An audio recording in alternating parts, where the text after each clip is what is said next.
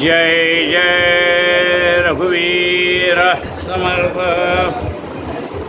गणेश शारदाश्चैव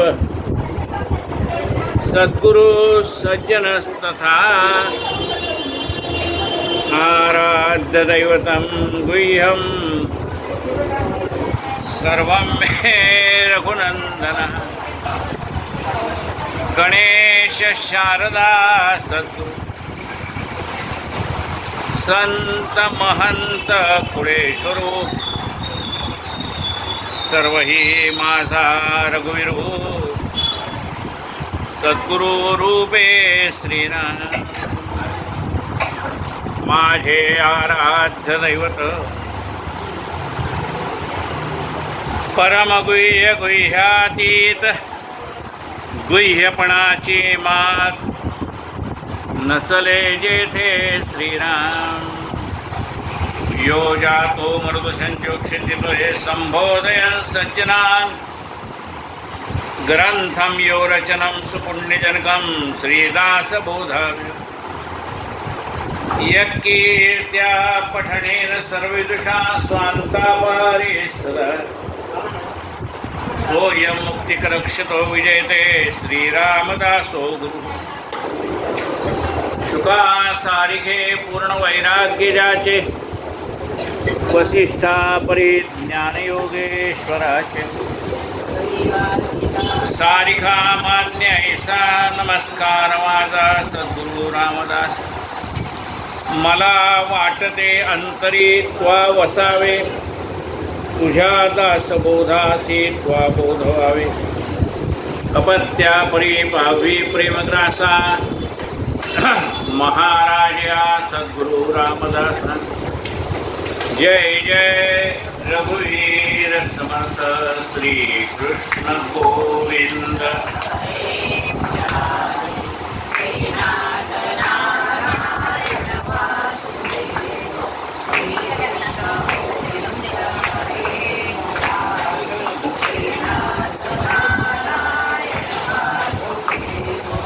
श्री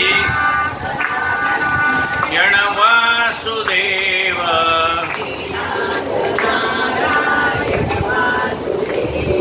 श्री कृष्ण गोविंद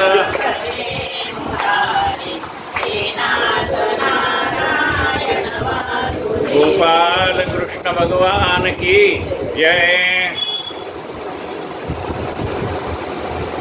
आपण ग्रंथराज दासबोध या विषयावरती यथाशक्ती चिंतन करत आहोत। आज समास 7वा आहे। जनाचा लालची स्वभाव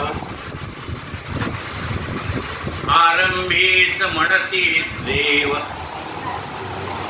म्हणजे मला काही देव ऐसी वासना श्रीराम। मनुष्याचा स्वभाव हा लालची आहे। लालची म्हणजे काय? जेवढं आहे त्याच्यापेक्षा त्याला अधिक पाहिजे, लालची। म्हणून काय म्हणाले, आरंभीच त्याला काय म्हणले, देव म्हणून टाकलं। देव म्हणजे मला काहीतरी दे। आता देव काय, त्याला जे मागेल ते देणार का नाही। भक्त म्हणाला देवा मला पाव, म्हणजे घे वडापाव।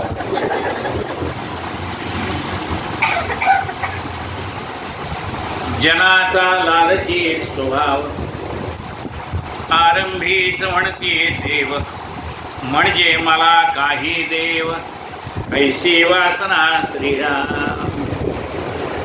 अरे तू देवाला मला काहीतरी दे असं म्हणतोस, पण त्याने तुझ्यावर कृपा करावी असं तू काय केलेस। म्हणजे एका श्रीमंत माणसाने आपल्या 2 मुलांना 5-5 एकर जागा दिली, पिकवा म्हणाले धान्य। एका मुलाने प्रचंड मेहनत घेतली आणि धान्य तो आपल्या बैलगाड्या घेऊन निघाला धान्य काढायला। दुसराही निघाला, पहिल्याने गाड्या भरून आणल्या धान्य, दुसऱ्याने काहीच नाही, रिकाम्याच गाड्या गेल्या, रिकाम्याच परत आल्या। म्हणले काय, अरे ह्या भावाने एवढं धान्य घरात आणलं, त्यालाही जमीन सारखी, तुलाही जमीन सारखी. मग तुझ्या गाड्या रिकाम्या का आल्या? तो म्हणला माझ्या भावाने पेरलं त्याला मिळालं, मी काहीच पेरलं नाही. कसं म्हणलं?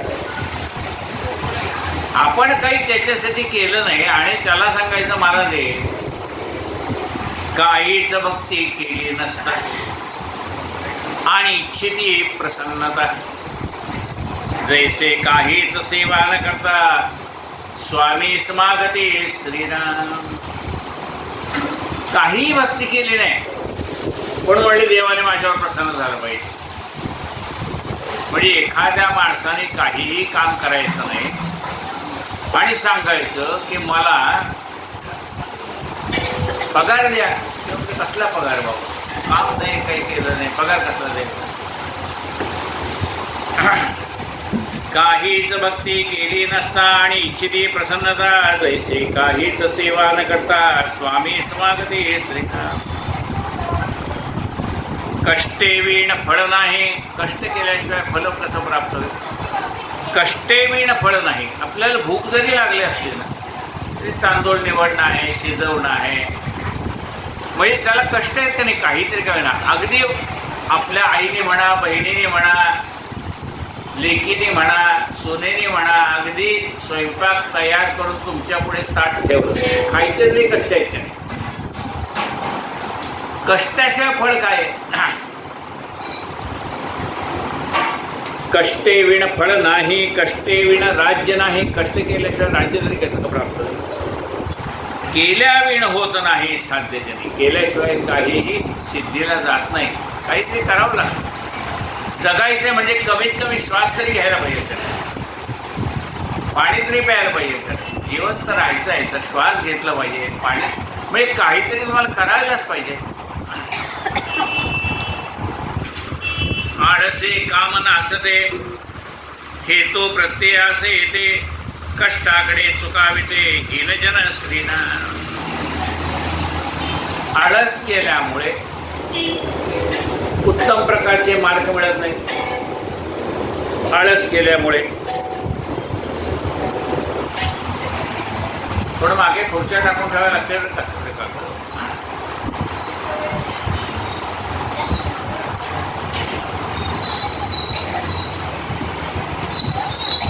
आळस केल्यामुळे कामाचं नुकसान होतं.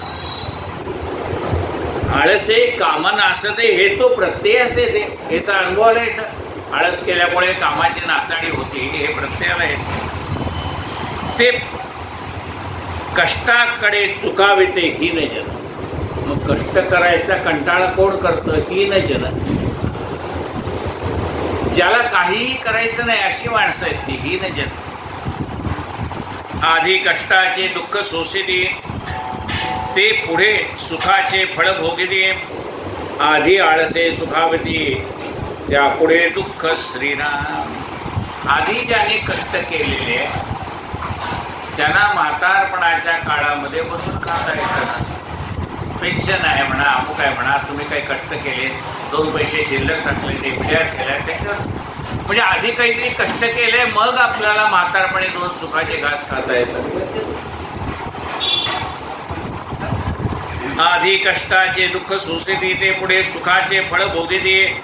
आधी आळसे सुखाविते त्या पुढे दुःख श्रीराम. आधी आळस केला, नोकरी नाही, धंदा नाही, काही नाही, मग म्हातारपणात पेन्शन कुठलं आलंय? काही नाही, तर पैसे कामालाच गेला नाही, नोकऱ्या केल्या नाही, आई वडिलांच्या जीवावर जगलाय. आई वडील गेल्यानंतर मग कोण विचारणार आहे आपल्याला? आहे तरुण म्हणतील खायला घालून, आपणच जन्माला घातलंय.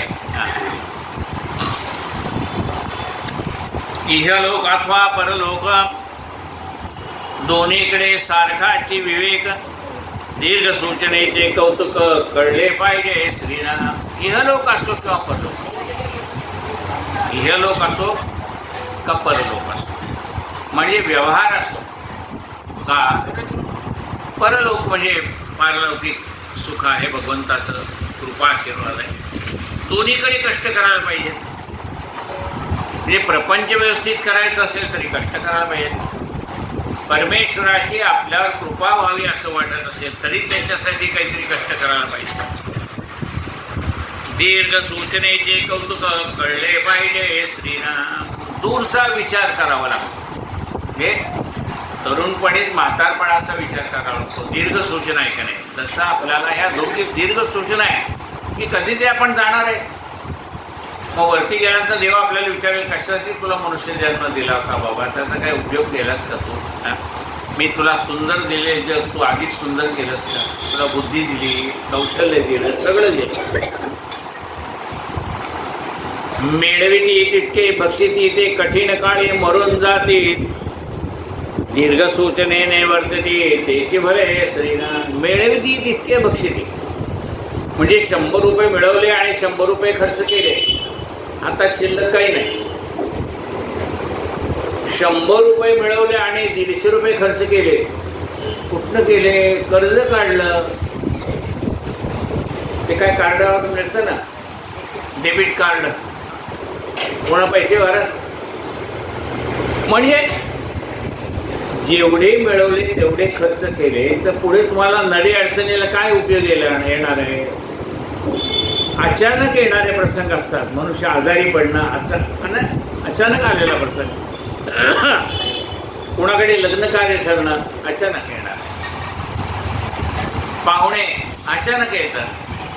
मग असा जो एक्स्ट्रा खर्च आहे की ऐन वेळेला करावा लागणारा खर्च, त्याच्यासाठी थोडे पैसे बाजूला काढून ठेवावे लागतात. एका माणसाचं पाकिटच करून ठेवले होते. हे पैसे औषध पाण्यासाठी, त्यांचा जो पगार होता त्यातले काही ठराविक रक्कम तो त्या पाकिटात ठेवायचा. म्हणजे त्या महिन्यात घरातला एकही मनुष्य आजारी पडला नाही, औषध आणावं लागलं नाही, पैसे ठेवायचे. प्रवासाला जायचे पैसे, प्रवास घडो न घडो त्याच्यात ते ठराविक रक्कम ठेवायची. अचानक खर्च म्हणून एक पाकिट होतं. काही आपल्याला कल्पना नाही, समोर येऊन उभा राहिलं त्याच्यासाठी काही. मग त्याने अशी पाकिटे करून ठेवली होती, त्याच्यात खर्च झाले तरी पुन्हा टाकायचे. त्याला दीर्घ सूचना म्हणतात. दीर्घ सूचनेने मिळविती तितके बक्षिती ते कठीण काळी मरून जाती. दीर्घ सूचनेने वर्तती त्याची भले. आपण करोना काळात बघितलं, ज्याने काही शिल्लकच टाकलं नव्हतं त्यांचे किती हाल झाले असतील विचार करा. इहे लोकीचा संचितार्थ परलोकीचा परमार्थ संचिते विनिव्यर्थ जितची मेले श्रीनाम. इह लोकीचा संचितार्थ म्हणजे आपला व्यवहार, आपलं जीवन आनंदाने जायचं असेल तर थोडं शिल्लक टाकायला पाहिजे, म्हणजे संचित करायला पाहिजे. म्हणजे व्यवहार करताना सुद्धा थोडं काहीतरी शिल्लक ठेवायला पाहिजे, संचितार्थ. आणि परलोकीचा परमार्थ, परलोक सुखकारक व्हावा असं वाटत असेल त्याच्यासाठी सुद्धा काहीतरी संचय करायला पाहिजे. म्हणजे पुण्यकर्म काहीतरी आचरण करायला पाहिजे, ते शिल्लक राहतं, केलेलं काही वाया जात नाही. संचितेवीण व्यर्थची जितची मेले. संचय केला नाही, जिवंत असतानाच त्रास, जितची मेले. बरं म्हणले एकदा मरून सुटतंय का? नाही, पुन्हा जन्म घ्यायचाच नाही. पुनर्वी जन्म पुनर्वी मरण. एकदा मेल्याने सुटेना, पुन्हा जन्मोजन्मी यातना. आपणास मारी वाचविना तो आत्महत्यारा श्रीना. बरं एकदा मेल्याने काही सुटत नाही, पुन्हा पुन्हा जन्म घ्यावाच लागतो. मग हे पुन्हा पुन्हा जन्म घ्यायला लागणं म्हणजे आत्महत्या केल्यासारखं. हे पुन्हा पुन्हा जन्म का घ्यावे लागले? तुला मनुष्य जन्म मिळालेला असताना तू त्याचं सार्थक केलं नाहीस म्हणून घ्यावे लागले. म्हणजे तू तुझे आत्महत्या केल्यासारखंच आहे. तुला चांगली संधी देवाने दिली होती. प्रतिजन्मी आत्मघातक कोणी करावे गणित. प्रत्येक जन्मामध्ये असा जन्म वाया घालवायला लागला त्याला आत्मघातच म्हणते. प्रतिजन्मी आत्मघात कोणे करावे गणित. या कारणे जन्म मृत्यू एवी सुटे श्रीना. म्हणून या जन्म मृत्यूच्या फेऱ्यातनं कधी सुटणार तू बाबा? देव सकळ काही करतो. ऐसे प्राणीमात्र बोलतो, त्याचे भेटीचा लाभ तो अकस्मात झाला श्रीराम. देव सगळं काही करतो म्हणा. देव म्हणला मी सगळं काही करतो. तुला मला भेटावं असं वाटतं ना, मग तुला एक संधी दिली मी. काय? तुला मनुष्य जन्म दिला. काय म्हणलं पहा,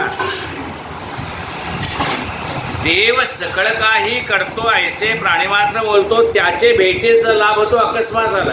त्या परमात्म्याला भेटण्याचा लाभ अकस्मात आला. म्हणजे अकस्मात हा नरदेह मिळाला, अनायसी संधी चालून आली, योगायोग मनुष्य जन्म मिळाला. विवेकाचा लाभ घडे, जेणे परमात्मा ठाई पडे, विवेक पाहता सापडे विवेकजने श्रीराम. म्हणाले मनुष्य जन्म मिळाला हे खरंय. या जन्मामध्ये देवाची प्राप्ती करून घ्यावी हे सुद्धा खरंय. पण म्हणाले हा जन्मामध्ये मनुष्य जन्माला आल्यानंतर त्या देवाची प्राप्ती करून घेण्यासाठी काय करावं लागतं. मनुष्य जन्म मिळाला एवढं मला कळलं. या जन्माचं सार्थक करावं हे पण मला कळलं. पण तो देव भेटण्यासाठी काय करावं ते सांग. म्हणाले या जन्मामध्ये परमात्मा प्राप्त व्हायचा असेल तर विवेक जागृत करावा लागतो. सारासार विचार. म्हणले हा कुठे जागृत करून मिळतो. म्हणजे चार्जिंगचं बटन दाबलं गेलं की चार्जिंग होतं का. म्हणाले हा विवेक जागृत करून घ्यायचा असेल तर विवेकी माणसाशी मैत्री करायला पाहिजे. ज्ञानी माणसाची मैत्री केली तर विवेक जागृत होतो आपल्या मनातला. विवेकाचा लाभगडे जेणे परमात्मा ठाई पडे. हा विवेक जागृत झाला की परमात्मा भेटतो. विवेक पाहता सापडे. म्हणजे हा विवेक कुठे मिळतो. त्याला वाटलं विवेक नावाचं मनुष्य एकच आहे. हा विवेक कुठे भेटतो. विवेक पाहता सापडे विवेकी जने श्रीराम. ज्याच्या मनामध्ये विवेक जागृत आहे, ज्याच्याकडे सारासार विचार करण्याची बुद्धी आहे, त्याचं मार्गदर्शन घ्यावं. आज आणायचं काही शिक्षक दिनच आहे. मार्गदर्शन घ्यावं.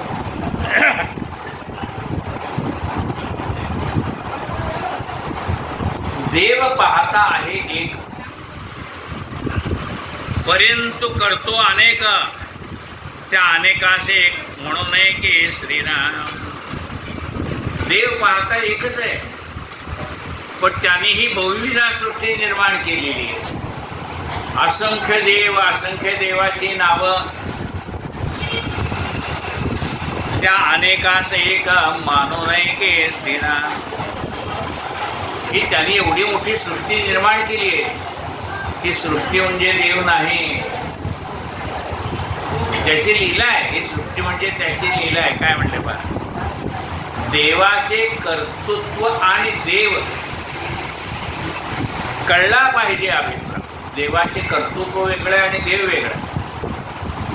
म्हणजे एका स्त्रीने सुंदर असे पोहे केले. पोहे उत्तम तयार करणं हे त्या स्त्रीचं कर्तृत्व आहे. पोहे आणि स्त्री एक आहे का.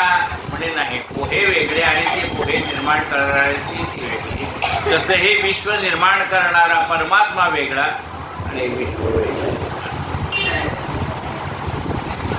देवाचे कर्तृत्व आणि देव कळला पाहिजे अभिप्राय. कळल्यावेळी कित्येक देव उगेच बोलते श्रीराम. परमात्मा आणि परमात्म्याची ही निर्मिती करा. ज्याने संबंध विश्व निर्माण केलंय तो परमात्मा कोण. म्या बोलिल्या वेदू बोले, म्या बोलिल्या सूर्य चाले, जो जगाते चालविता श्रीराम. समुद्रे मर्यादा नोलंगावी ही प्रतिज्ञा माझी. मग असं ज्याच्या सत्तेत आहे कोण. सूर्यनारायण. म्या चालविल्या सूर्य चाले. वेद म्या बोलविल्या वेदू बोले. वेदाचा अर्थ सुद्धा कळायचा असेल तर माझी कृपा झाल्याशिवाय तुम्हाला तो कळणार नाही. म्या बोलविल्या वेदू बोले, म्या चालविल्या सूर्य चाले. जो जगाते चालविता, जो जगाला चालवतोय तो सूर्य माझ्या सत्तेशिवाय चालत नाही. झाडाचे ही पान आले त्याची सत्ता. ज्याच्या सत्तेने चाललंय ती सत्ता वेगळी आणि तो वेगळा आहे. त्याच्या सत्तेने चाललंय. देवाचे कर्तृत्व आणि देव कळला पाहिजे अभिप्राव. कळल्याविण कित्येक जीव उगेच बोलते श्रीराम. उगेच बोलती मूर्खपणे. शहाणपणा वाढवा या कारणे. तृप्ती रागी उपाव करणे ऐसे झाले श्रीराम. म्हणजे उगीच बोलू नये. म्हणजे अनुभवावीन मान डोलवू नये. अनुभवावीन मान डोलवू नको रे. हरिभजना वीन काळ घालवू. जेही उदंड कष्ट केले ते भाग्य भोगून ठेले. एर ते बोलतेची राहिले करण तेजन. नुसतं बोलून काय होतं? बोलायचं नुसतं. काय बोलायचं? तुम्ही तिकडं आला ना कधी कल्याणला की आमच्या घरी या. आपण लग्न समारंभात एकत्र जमतो. मग काय सांगायचं पाहुण्यांना भेटले की हा तुम्ही इथे कल्याणला आणणार की आमच्या घरी या. त्याला आपला फोन नंबर द्यायचा नाही, पत्ता द्यायचा नाही, काही नाही. नुसतं काय सांगायचं आहे या आमच्या घरी. त्याला काय अर्थ? हा माझा फोन नंबर घ्या, हा माझा पत्ता घ्या, तुम्ही अगत्याने आमच्या घरी या. वेगळं बरं. जे हे उदंड कष्ट केले ते भाग्य भोगून ठेवले. ज्यांनी कष्ट केले ते भाग्यशाली माणसं आहेत. ते भाग्य भोगतात. कष्ट केले म्हणून तो भाग्य आहे ना. कष्टाने आपण म्हणतो ना हे सगळी प्रॉपर्टी त्यांनी स्वतःच्या कष्टाने उभी केली. जे हे उदंड कष्ट केले ते भाग्य भोगून ठेवले. एर ते बोलतचे राहिले करण तेजन श्रीराम. बाकी नुसतं मोठं मोठ्या बाता मारत राहिले. कारण त्याचे करंट लक्षण समजून जा ते विचक्षण. नुसत्या ढेंगा मारणारा. त्याच्या भाषेत ग्राम्य भाषेत बोलायचं तर काय म्हणणार? नुसत्या ढेंगा मारतो म्हणजे याच्या बोलण्यात काहीही अर्थ नाही. म्हणजे हा नुसती अतिशयोक्ती करतो. करंट्याचे करंट लक्षण समजून जाते विचक्षण. भल्याचे उत्तम लक्षण करंट्यास काय ना श्रीराम. करंट हा मनुष्य आपल्याला कळतो. निर्दैवी म्हणतो आपण त्याला. अरे चांगलं त्याला सगळ्या सोयी उपलब्ध आहेत म्हणाले. वडील शिकवणीला पाठवायला तयार आहे, तेवढे पैसे खर्च करायचे शिक्षणासाठी सगळं तयार आहे, पण हा शिकत नाही. बरं म्हणले तुला एखादा धंदा काढायचा आहे का? धंदा काढून द्यायला तयार आहे. करायचं नाही मला काही. हे करंट्याचं करंट लक्षण लक्षात येतं. आणि भला मनुष्य भला कसा झाला, एवढा मोठा नावलौकिक त्याने कसा मिळवला ते त्याला कळत नाही. सांगून उपयोग नाही. पालथा घड्यावर पाणी. ज्याची पैसावली कुबुद्धी तेथे कैची असे शुद्धी. कुबुद्धी तोची सुबुद्धी ऐसे वाटे. ज्याच्या मनामध्ये चांगले विचार नाही, चांगले मित्र नाही, चांगलं आचरण नाही, चांगलं वागणं नाही, ज्याची पैसावली कुबुद्धी, वाईटच विचार सगळे, कृती वाईट, विचार वाईट, त्याला शुद्धी कसली आहे?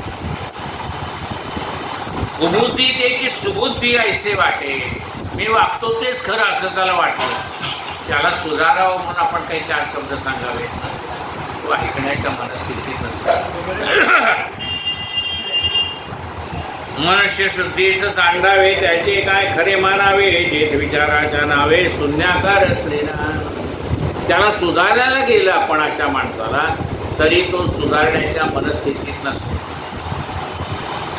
विचारी हलोक परलोक विचारे होत असे सार्थक. विचारे नित्यानित्य विवेक केला पाहिजे. मग हे का प्रपंचही सुखाचा व्हावा, परमार्थही सुखाचा व्हावा. याच्यासाठी म्हणले काय करावं लागतं? याच्यासाठी सारासार विचार करावा लागतो. प्रपंच उत्तम करायचा तर त्याच्यासाठी काय करावं? पहाटे लवकर उठावं, सडासंमार्जन करावं, काही तर नामस्मरण करावं, संध्या जप तप ध्यान, म्हणजे काहीतरी करायला पाहिजे ना. चांगलं प्रपंच व्यवस्थित करायचं असेल तरी जीवनाला काहीतरी शिस्त पाहिजे. परमार्थ करायचं असेल तरी जीवनाला काहीतरी शिस्त पाहिजे. म्हणजे तिथे विचार पाहिजे, सारासार विचार पाहिजे. विचारी हलोक परलोक विचारे होत असे सार्थक. विचारे नित्यानित्य विवेक पाहिला पाहिजे. विचाराने काय पाहिजे? नित्य काय अनित्य काय, शाश्वत काय अशाश्वत काय, चांगलं काय वाईट काय, हे एकदा कळायला लागलं की समजायचं आपल्या मनातला विवेक जागृत झाला. चांगलं काय वाईट काय कळल्यानंतर आपण चांगलंच घेणार. त्यामुळे तो एकदा मनात विवेक जागृत झाला, नित्य काय ना अनित्य काय कळलं की नित्य असणारच घेणार आहात, अनित्याच्या मागे आपण लागणार नाही. किती श्री राजबोधे गुरुशिष्य महादे जनस्वभाव निर्मणा समाज सप्तम श्रीराम समर्थ श्रीराम. झाले साधनाचे फळ संसार झाला सफळ, निर्गुण ब्रह्मते निश्चळ अंतरी बिंबले स्थिर. हिसेब झाला मायेचा, झाला निवाडा तत्वाचा, साध्य होता साधनाचा ठाव नाही श्रीराम. स्वप्नी जे जे देखले ते ते जागृती सोडाले, सहज की अनिर्वाच्य झाले बोलताने श्रीराम. ऐसे हे विवेके जाणावे प्रत्येक खुणेशी बाणावे, जन्म मृत्यू जाणावे शून्याकार श्रीराम. भक्ताचे स्वाभिमाने कृपा केली दाशरथीने, समर्थ कृपेची वचने ओघा दासबोध श्रीराम. 20 दशक दासबोध श्रवणद्वारे घेता शोध, मनन करत्या विशद परमार्थ होतो श्रीराम. 20 दशक 200 समास साधके पहावे सावकाश, विवर्ता विशेषा विशेष कळो लागे श्रीराम. ग्रंथाचे करावे स्तवन, स्तवनाचे काय प्रयोजन, येथे प्रत्ययास कारण प्रत्ययोपावा श्रीराम. देहे तवपाचा भूताचा कर्तात्मा तेथीचा, आणि कवित्व प्रकार मनुष्याचा कशावरुणे श्रीराम. सकळ करणे जगदीशाचे, आणि कवित्वची काय मनुष्याचे, ऐशा प्रमाण बोलण्याचे काय घ्यावे श्रीराम. सकळ देहाचा धारा केला, तत्व समुदाय उडाला, तेथे कोण्या पदार्थाला आपुले म्हणावे श्रीराम. ऐशी ही विचाराची कामे, उगेच भ्रमो नये भ्रमे, जगदीश्वरी अनुक्रमे सकळ केले श्रीराम. इति श्री दासबोधे गुरुशिष्य संवादे विमल ब्रह्म निरूपणा समाज दशम श्रीराम समर्थ श्रीराम.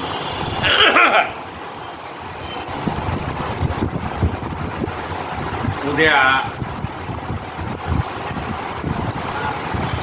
हरिताल काय, उद्या सकाळी 11 ते 12 या वेळामध्ये आपल्या भोईरवाडी उपासना केंद्रात सामूहिक हरतालिका पूजन होईल.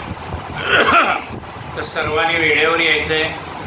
म्हणजे नाही तर काय होतं, इकडनं 12 वाजता पूजा संपत आली मग ते ताटं घेऊन येणार. आपल्याला यायचं, वेळेवर या आणि वेळेवरती आपला कार्यक्रम संपला पाहिजे. वेळेला या म्हणजे तुम्हालाही बरं आणि पूजा सांगणाऱ्यालाही बरं. ऐक भाग झाला. परवा गणपती बाप्पांचं आगमन होणार आहे आणि ऋषीपंचमीला महाराजांचा निर्वाण दिन. महाराजांचा निर्वाण दिनाची तारीख काय? 8, 9, 10. 8, 9, 10 म्हणजे 8 सप्टेंबर 1910 हा महाराजांच्या निर्वाण दिनाची तारीख आहे. आणि कर्मधर्म संयोगाने परवा 8 सप्टेंबरच आहे. 8 सप्टेंबर 1924 म्हणजे 8 आणि 9 हे बरोबर आलेले सप्टेंबर महिन्यात आहे. तारीख पण तीच आलेली आहे. हा एक दुर्मिळ योग परवा आपल्याकडे येतो. यावेळेला सकाळी 10:30 ते 11 पर्यंत, 11, सव्वा 11 काय होते तोपर्यंत आपलं 19व्या अध्यायाचं वाचन होईल. वाचन झाल्यानंतर मग आरती होईल, नैवेद्य आरती होईल. पंचखाद्याचा प्रसाद आपल्याला वाटायचा आहे. आज आपण पोकी लवकर संपते, जरा वेळ तरी पुढ्या करायच्या पंचखाद्याच्या.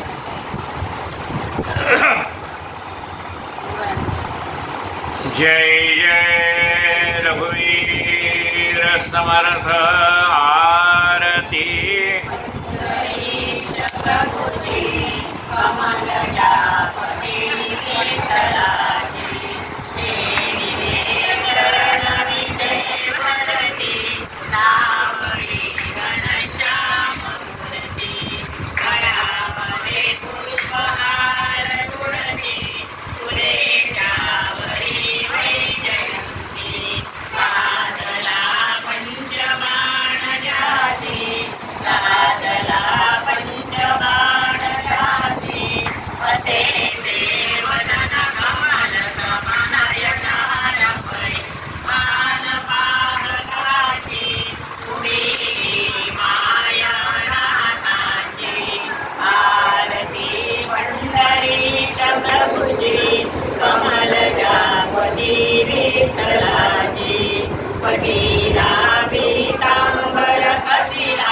कस्तुरी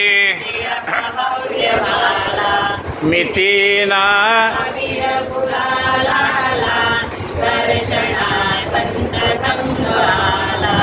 जल्लरी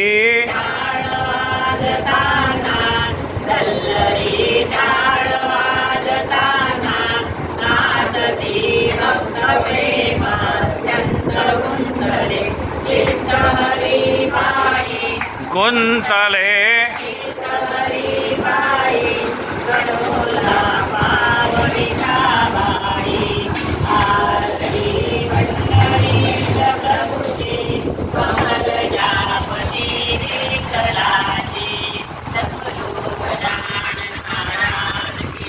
कुंडली कवरदा हरी विठ्ठल